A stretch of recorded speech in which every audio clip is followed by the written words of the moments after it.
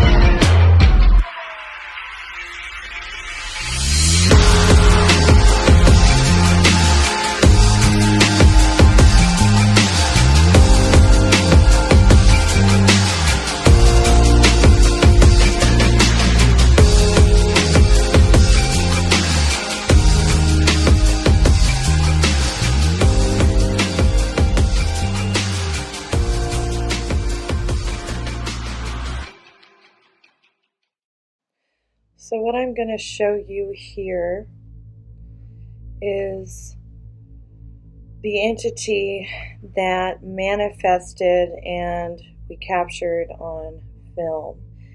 I've been working on this case since October when I first met Tori and Bob when I was with Chris Fleming on an investigation in Chicago. You can find other parts to this in my channel, and it will say case 689.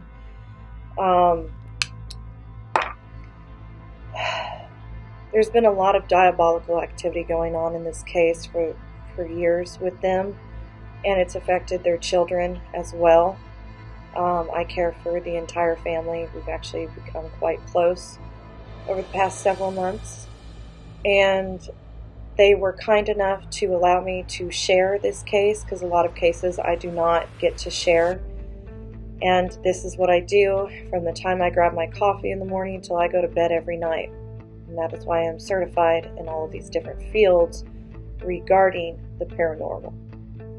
So you will also see a light. It looks like orbs I've seen before. I've seen reds, blues, whites, greens, different sizes, some just massive and some that are small, and some radiate more light than others, but they're typically moving around or they take off if they are stagnant.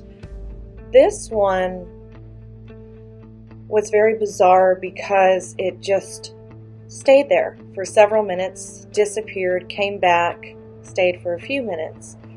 Windows bend light, so I've been investigating in and outside of the house with my client to see exactly what could be causing this phenomenon.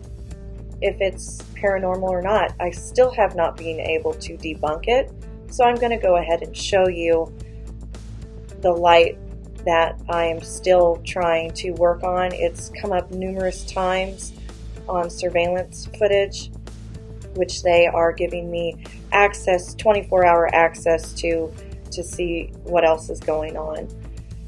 Whenever there's demons or a legion of them or black devils in the home, I completely end the sessions for the client that the client has. And typically they have sessions of light and things like this to help the spirits that are in the home. But with this one, the fact that they said, I am a demon, my angels and celestial entities went to the property and confirmed everything that I got psychically, which I will explain in the future. And then they confirmed everything in the house that I was seeing, which was in this exact spot where we captured the entity that manifested. And I had her stop because the next step to take to keep them safe is to just set up cameras. I instructed her not to engage with the entities, no sessions whatsoever, no EVP recordings. It was time to take a step back and take the next step and set up the cameras. And I would do sessions, sending angels, we would pray, everything that I teach my students, that I mentor, I've been teaching her, and everything has worked. Even when with the prayer practice and things like that, a lot of the things at night stopped happening and waking up at 3 a.m. and things like this, amongst so much more. So now with this newer step, the final breakthrough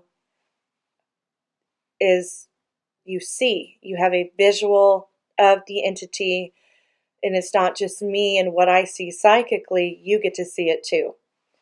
So I'm going to show you this, and then after that, the session that I do asking them what exactly it is to confirm that it is what I think it is.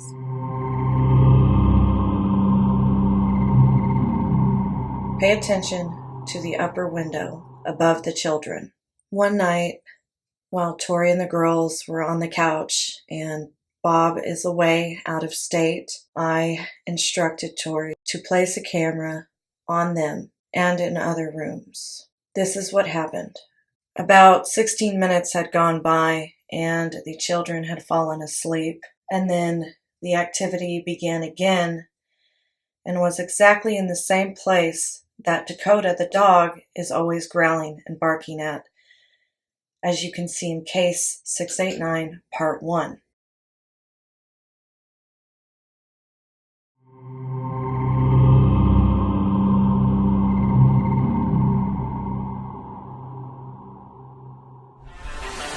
Okay, let's get to work. Everything I picked up on, you confirmed. Everything I got psychically, you confirmed. And they also confirmed it, the angels. Let's put this case together. Let's figure out what's going on, Tori.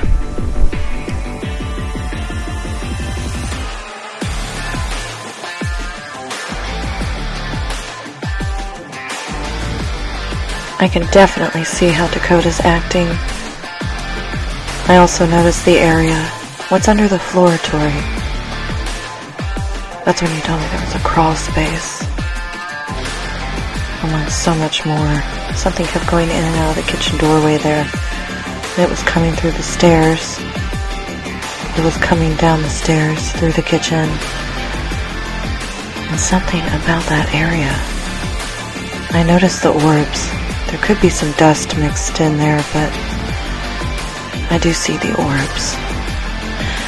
If the orbs are spirits, they seem to be running from that area away from something.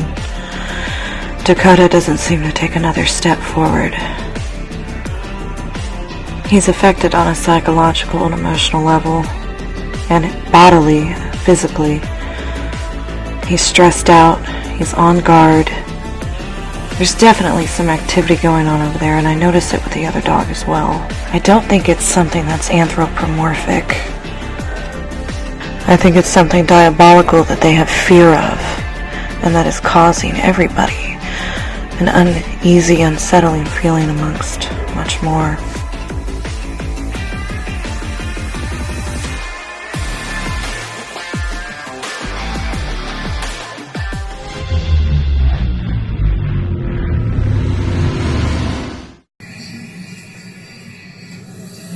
You okay, Coda? Hey, dude, that's what happened to me. Whoa, feel the energy right here. Oh my God, and just freezing. It's like a wall of energy. Oh man, it's cold. It's ice cold. Yeah, look at that chicken skin. Oh my God, what is around you? Same thing I just felt. Ice. They're just picking us one at a time. You're spot on.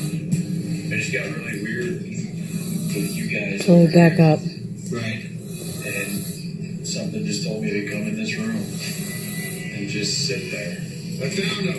And as I was sitting there, you were right there. Like you said earlier, I felt like I was and that's a rip hot. Wow. Is he really up there? That's the pod that's beeping. Directly underneath the room where I was. Right. When I lost time just like you did, Bill.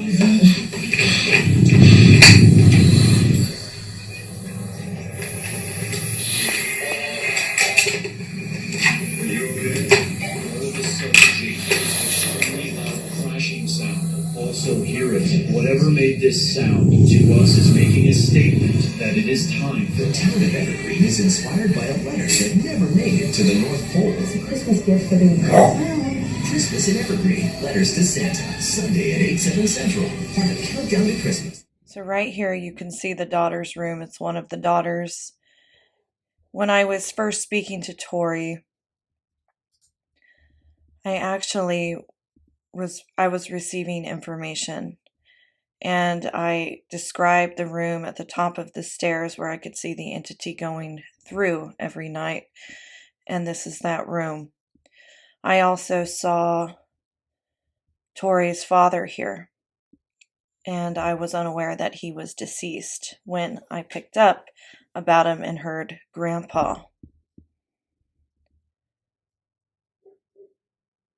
So you can clearly see a light here, and I have no idea exactly as to what could be causing it.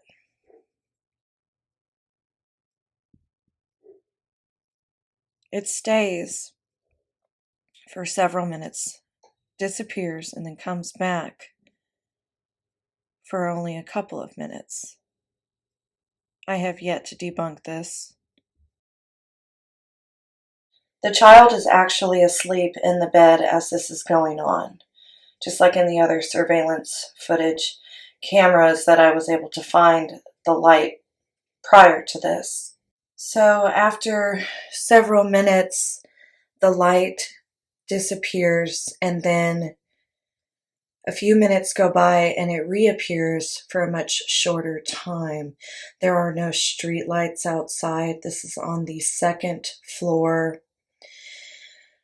There's no way it could be a car light. We've already gone over all of that, and so many other things that it could be that is just non-existent outside.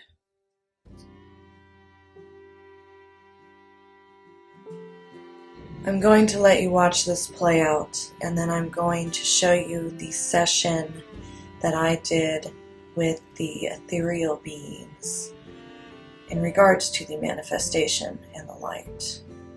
Something I want you to think about. About 12 or 13 years ago, when I was dying and in the hospital, I read a lot of books, and I liked to watch shows when I was capable of holding my head up. And one of the shows I started watching was Ghost Whisperer. So I decided to read the book because as an author and a person who loves to read, it just came naturally, I suppose. And one of the things this woman mentioned as she was talking to Jennifer Love Hewitt was she had met another person who could not communicate with the same entities that she was. Ghost Whisperer, she communicated with ghosts. She said when she was in the house with this other person was communicating with some kind of celestial, ethereal entity. Those are my words. She said she could not see these beings of light, but the other person could, the other gifted person. So keep in mind that there are such a thing as ghost whisperers, but also celestial, ethereal whisperers. And when I was first told that I was a celestial whisperer, it was completely on accident. It was a psychic that I went to who was on a screen online and she could not see me. I actually wound up paying to help her because of everything I picked up about her that the angels were telling me. I told her that I knew that she had just gotten out of the hospital and I knew that she was sick and that everything was going to be all right. She started to cry and said she's been coughing blood for a long time and she didn't know what to do. She said after a little while, I had felt disappointment because I didn't think anyone else could pick up or know the things that I do or see what I see in regards to ethereal beings. So I prayed and I said, well, at least I tried. I tried again. About 20 seconds after that, I was about to say goodbye to her and she told me, Amelia, I keep hearing celestial whisperer. Amelia, do you speak to angels? I hesitated to say anything to see if she would say anything else. And I was shocked because she was the first person who had ever known about my gifts, and that was some kind of psychic like myself, and picked up on it. Ever since then, people call me a celestial whisperer. I never chose that name. The angels did.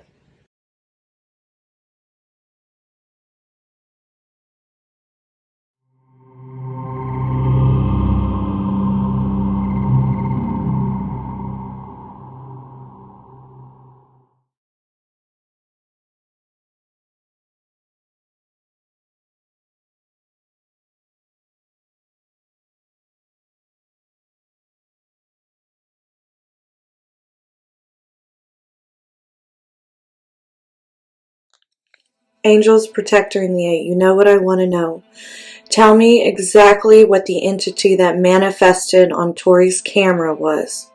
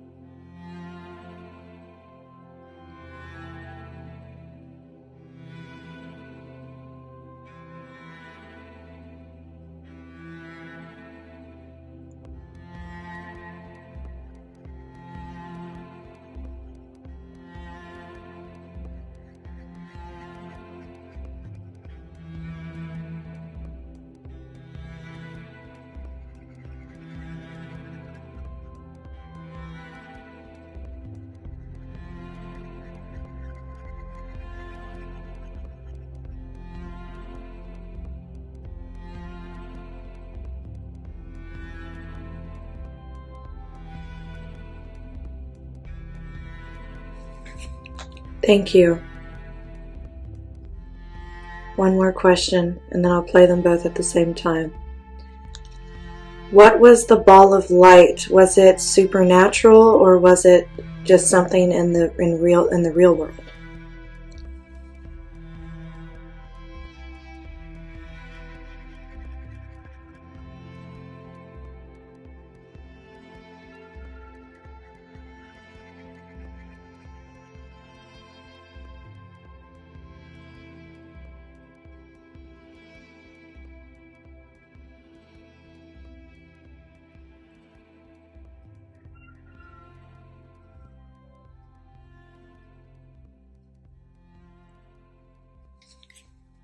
Thank you. That dang rooster.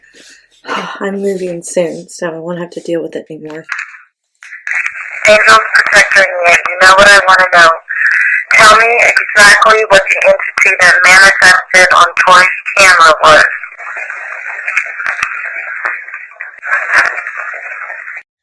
And that is exactly what I thought it was.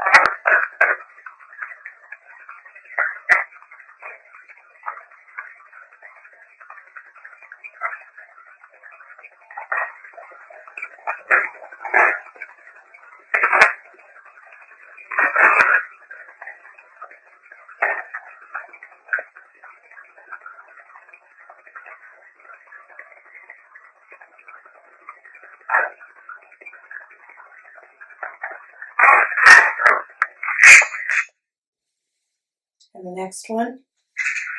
What was the ball of light? Was it supernatural or was it just something in the real world?